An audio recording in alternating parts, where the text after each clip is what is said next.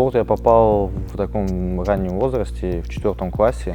У нас на нашем районе в школе открылась секция бокса в подвальном помещении. И вот мне, по-моему, 8 лет было. Я вот пришел, записался, и вот с того момента я начал мой спортивный путь. В то время постоянно по телевизору смотрели там Ван Дамма, там Рокки Бальбоа, и очень такое было сильное желание тренироваться, и поэтому как только открылось, я вот сразу пошел.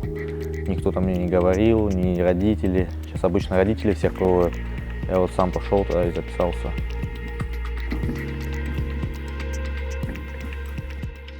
Некоторые вспоминают такую свою детскую ностальгию, это, знаете, там где-то гулять по дворам с друзьями, потом там школьный возраст, там первые сигареты, первые поцелуи.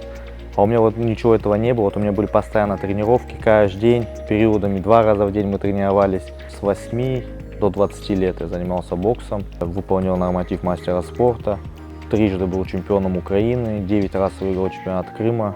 И вот где-то в 20 лет что-то вот уже, знаете, как бы приелось, что-то хотелось нового, и как раз пошла вот эта вот индустрия ММА, Хабиб, Конор, вот это все об этом начали говорить. И вот пришел вот просто в секцию борьбы, просто попробовать, и вот тихо-тихо вроде бы начало получаться.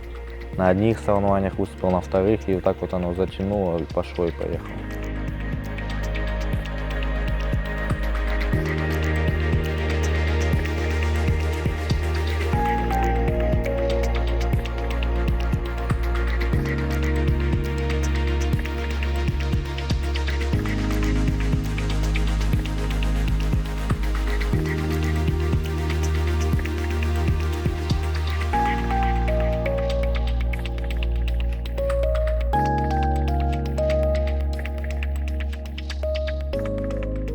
Мечта, наверное, каждого спортсмена стать либо чемпионом мира, либо олимпийским чемпионом. И когда вот выиграл чемпионат мира, да, это, я понимаю то, что это звание, это титул, это то, что останется с тобой до конца жизни. Ты, где бы ты ни был, кем бы ты потом ни работал, ты всегда будешь чемпионом мира. Ты можешь там с гордостью это сказать, ты можешь с гордостью рассказать об этом своим детям, внукам. Поэтому, знаете, такое чувство выполненного долга было, то, что я, наконец, все эти годы тренировок прошли не зря.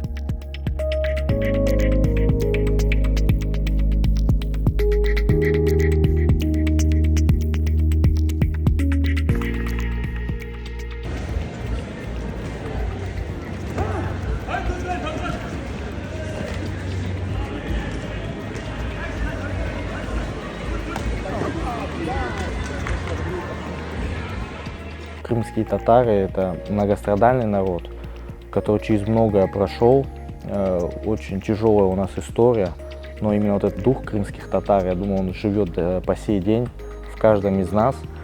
И поэтому я хочу, чтобы по всему миру видели то, что крымско-татарский флаг поднимается на самую вершину пьедестала. Я бы очень хотел, чтобы родители отдавали своих сыновей, чтобы они тренировались, чтобы вся наша молодежь тренировалась, выступала.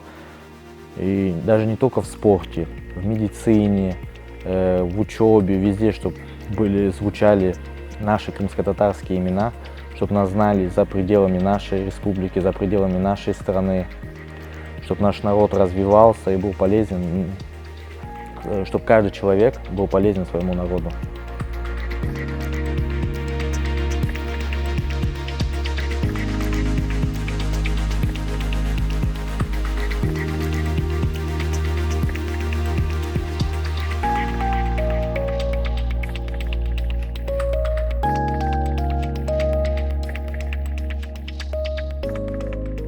Жизнь вне спорта, люблю путешествовать, с женой много ездим по заграницам, по возможности, конечно, поэтому больше путешествовать люблю. Поддержка семьи в спорте – это одно из основных, потому что бывает не когда ты только выигрываешь, когда ты и проигрываешь, да, и ты приходишь домой, и ты понимаешь, что рядом близкие, которые остаются с тобой, неважно, выиграл ты, проиграл ты, которые мотивируют тебя. В спорте на меня, как на спортсмена, повлиял больше, наверное, мой отец, который сделал из меня того, кем я сейчас являюсь. И у нас в зале очень много ребят тренировалось, и не всем родители позволяли там выезжать на соревнования, потому что это было такое не дешевое удовольствие. Но отец у меня Вот он именно на все, вот все, что были, все соревнования, я на все ездил, каждый месяц, по 2, по 3 раза в месяц, он за все он платил, поэтому вот он большую роль повлиял. Ну, мечта — это вырастить сына, который впоследствии станет олимпийским чемпионом.